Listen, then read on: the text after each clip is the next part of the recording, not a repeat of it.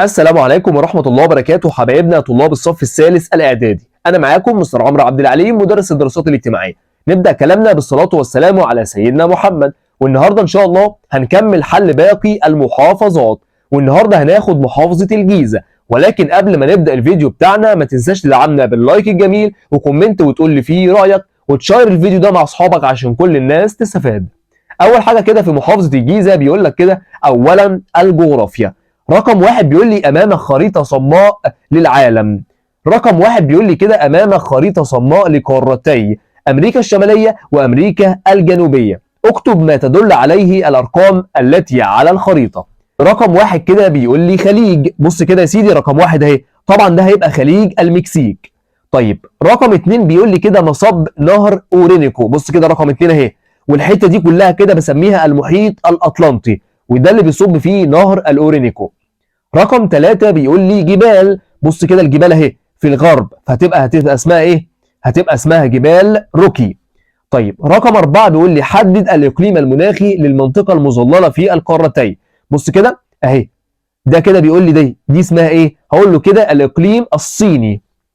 رقم 2 بيقول لي كده اختر الإجابة الصحيحة مما بين القوسين. بيقول لي كده تعد أهم جزر قارة أفريقيا جزيرة نقط. هقول له جزيرة مدغشقر.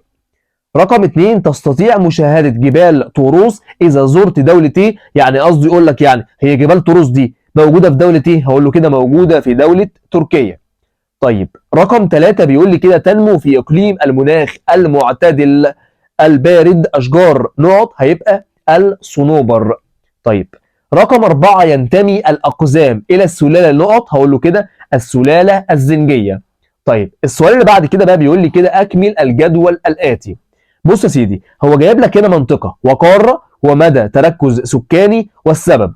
طيب رقم واحد بيقول لي كده منطقتي دي، بيقول لك ان المنطقة دي موجودة في قارة آسيا، وبيكون فيها أكثر مناطق العالم ازدحاما بالسكان، وفيها تربة جيدة. طبعا هتبقى اسمها جزيرة جاوا اهي، جزيرة جاوا.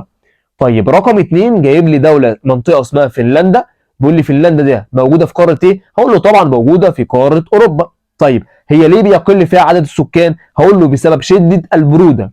طيب رقم 3 بقى جايبها لي المنطقة بيقول لي ايه؟ اسمها سيدني، ودي موجودة في استراليا وتقع على السواحل الشرقية، وانت عارف ان السواحل الشرقية دي مدى تركز سكاني، يبقى فيها تركز سكاني. السؤال بقى اللي بعد كده يا ولاد بيقول لي كده صوب العبارات ما تحتها خط. رقم واحد تتميز قارة أوروبا باستقامة سواحلها، هشيل كلمة استقامة دي وهكتب كلمة تعرج. طيب رقم 2 بيقول لي كده يفصل قارة استراليا عن جزر اندونيسيا بحر المرجان. لا احنا ما خدناش اصلا المرجان ده، فهقول له هشيل المرجان وهكتب ارافورا.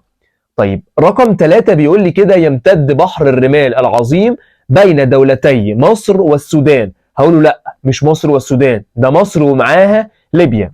طيب رقم 4 بيقول لي كده يرجع انتشار الإنسان في قارات العالم القديم إلى أواخر عصر الميوسين. هقول له لا الميوسين دي هتبقى غلط، وهقول له كده البلايستوسين. اسمه ايه؟ البلايستوسين. طيب ب بقى بيقول لي كده بما تفسر. بيقول لي كده تعرف هضبة اتبت بسقف العالم، والسؤال ده تافه جدا يا ولاد واتكرر كتير قبل كده، فاقول له كده لانها اعلى من قمم الجبال. طيب رقم 2 بيقول لي كده قلة أهمية أنهار أوب وينسي ولينا في فصل الشتاء. طيب دي موجودة في سهول سيبيريا، واحنا عرفنا ان سهول سيبيريا بتفقد أهميتها في فصل الشتاء لأنها بتكون متجمدة، يبقى أقول له كده لأنها تتجمد في الشتاء. طيب السؤال اللي بعد كده يا ولاد بيقول لي تعتبر حشائش السافانا حديقة حيوان طبيعية. هقول له كده لأنها يوجد بها حيوان آكلة العشب وحيوانات آكلة اللحوم. السؤال اللي بعد كده يا ولاد بيقول لي كده بما تفسر ارتفاع معدلات المواليد في قارة أفريقيا بشكل كبير. يعني إيه اللي بيخلي المواليد كتيرة قوي في قارة أفريقيا دي؟ هقول له بسبب انتشار الأمية والفقر، وكمان الزواج المبكر، وكمان هقول له الزراعة البدائية. طيب السؤال اللي بعد كده بقى بيقول لي كده صنف الدول الآتية من حيث الدخل. جايب لك دولة المكسيك ودولة الكونغو. طيب المكسيك دي هتبقى فوق المتوسط، طيب انما الكونغو هيبقى منخفض. السؤال اللي بعد كده يا ولاد بيقول لي قارن ما بين قوة العمل في الدول المتقدمة والدول النامية من حيث النشاط الاقتصادي. طيب السؤال ده مهم جدا جدا جدا، فلازم تركز فيه، والسؤال ده بيتكرر بأكتر من طريقة. بص يا سيدي، في الدول المتقدمة هقول له كده تزداد عدد العاملين بالنشاط الصناعي ولكن تقل بالنشاط الزراعي. انما في الدول الناميه هيكون العكس، هقول له كده بيزداد عدد العاملين بالزراعه والتصنيع النامي ولكن يقل عدد العاملين بالصناعه، يعني الاثنين بيكونوا عكس بعض. طيب كده نكون احنا خلصنا اول جزء معانا وهو الجغرافيا. نيجي بقى في التاريخ، بيقول لي كده اكتب ما تشير اليه كل عباره من العبارات الاتيه. رقم واحد كده بيقول لي تجنب السلطان سليم الاول الصدام معهم لتفوقهم حضاريا وعسكريا، دول هيبقوا الدول الأوروبية. رقم اتنين بيقول لي اتفاقية عقدت بين الفرنسيين والعثمانيين عام 1800، بيقول لي كده ورفضتها الحكومة البريطانية، هتبقى اتفاقية العريش اللي هو كليبر اللي عملها يعني. طيب قام محمد علي بإنشائها على النيل لتحسين طرق الري، هتبقى القناطر الخيرية. رقم 4 بيقول لي كده أغلقت في عهده معظم المدارس ومعظم المصانع وتم تخفيض حجم الجيش. طبعا ده هيبقى الخرابة اللي هو عباس باشا أول واحد يتولى بعد محمد علي. رقم 5 بيقول لي كده قام الخديوي إسماعيل بتوجيه الحملات الحربية إليها لمنع تجارة الرقيق، هتبقى طبعا الأقاليم الاستوائية اللي موجودة في الجنوب. السؤال اللي بعد كده بقى بيقول لي كده أيد بالأدلة التاريخية على صحة كل عبارة. أولا كده بيقول لي تطلع البكوات المماليك للانفراد بحكم مصر.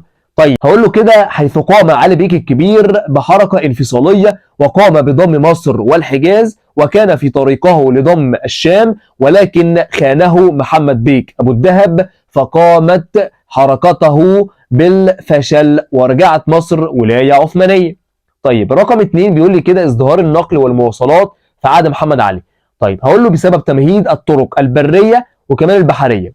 رقم 2 هقول له كده تطهير البحر الاحمر من القراصنه. هقول له كده رقم 3 بناء الاسطول في البحرين الاحمر وكمان المتوسط. طيب قال لك كمان واخر حاجه وحفر الترع. طيب رقم 3 بقى بيقول لي كده فرض الاحتلال البريطاني لمصر سياسة اقتصادية بتخدم مصالحها. بص يا سيدي، قال لك الدليل بتاعك انه قامت بريطانيا بالتوسع في زراعة القطن الذي تحتاجه بريطانيا، فقال لك ان الكلام ده كان بسياسة اقتصادية بتخدم مصالحها. طيب هو جايب لك هنا صورة دلوقتي تمام، وبتيجي في محافظة الجيزة على طول يجيب لك صورة ويقول لك أسئلة عليها. طيب بيقول لك مين هو صاحب الصورة دي؟ طبعا ده هيبقى اسمه مصطفى كامل. طيب ايه هي الحادثه اللي هو قام باستغلالها عام 1906 للتنديد بالاحتلال البريطاني؟ الحادثه دي طبعا هتبقى حادثه دونشواي. طيب السؤال اللي بعد كده بقى يا اولاد بيقول لي كده السؤال الرابع صح او خطا. تعرضت دوله المماليك لتدهور اقتصادي نتيجه اكتشاف طريق راس الرجاء الصالح، دي طبعا هتبقى اجابه صحيحه. رقم 2 نجحت قوات الحمله الفرنسيه على مصر في إخضاع أهالي الصعيد، هقول له لا طبعا إجابة خاطئة لم تخضع.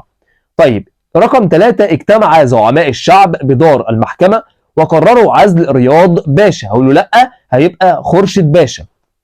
رقم 4 جاءت شروط عقد الامتياز الثاني لحفر قناة السويس مجحفة لمصر والمصريين، طبعا إجابة صحيحة. رقم 5 أنشئت المحاكم المختلطة بهدف الحد من مساوئ المحاكم القنصلية، هتبقى برضو إجابة صحيحة، والاتنين طبعا هيبقوا زي الزفت يعني ما علينا. طيب ب بقى بيقول لي كده مدينة، جايب لك خريطة اهي، بيقول لي كده مدينة انسحب منها العرابيون وقاموا فيها الاستحكامات لمواجهة الجيش البريطاني. بيقول لي كده مدينة انسحب إليها العرابيون وأقاموا فيها الاستحكامات لمواجهة الجيش البريطاني. بص كده رقم 1 اهي هتبقى أول منطقة حصل فيها تصادم ما بينهم وبين القوات البريطانية وهي كفر الدوار. طيب بيقول لي تاني واحدة ايه هي المعركة التي شهدت بطولات مصرية خالدة. بص رقم 2 اهي هتبقى طبعا معركة التل الكبير. طيب السؤال اللي بعده كده يا اولاد بيقول لي كده استمر المصريين في مواجهة الاحتلال البريطاني والكفاح من أجل الاستقلال، في ضوء هذه العبارة أجب عما يأتي. طيب بيقول لي ما المقصود بالحماية البريطانية؟ هقول له كده طبعا دي خضوع مصر المطلق للاحتلال البريطاني. طيب بيقول لي كده ما العلاقة بين نتائج معاهدة 1936 ومؤتمر مونترو؟ بص يا سيدي، قال لك ان من نتائج معاهدة 36 كانت الغاء الامتيازات الاجنبية، والامتيازات الاجنبية دي اتلغت وفقا لمؤتمر كده كان اسمه مؤتمر مونترو عام 1937. وده كده العلاقة اللي كانت بتربط الاتنين ببعض. رقم 3 بقى بيقول لي كده الأثر الناتج عن رفض جنود الشرطة المصرية التسليم لقوات الاحتلال البريطانية. طبعا في الوقت ده حصل مشكلة كبيرة جدا، فقال لك كده أدى إلى اصطدام الشرطة المصرية والاحتلال البريطاني، ولكن استشهد عدد كبير من رجال الشرطة. فكان 25 يناير عام 1952 عيدا للشرطة. ودي كده يا أولاد كانت تاني محافظة موجودة معانا. طبعا بقى مش محتاج افكرك دلوقتي، ما تنساش تدعمنا وتدخل تعمل لايك للفيديو ده وتعمل كومنت وتقول لي فيه رايك، وتشير الفيديو ده لاكبر عدد من صحابك عشان كلهم يستفادوا. وبس كده، واستنوني في المحافظه اللي بعديها في اقرب وقت. والسلام عليكم ورحمه الله وبركاته.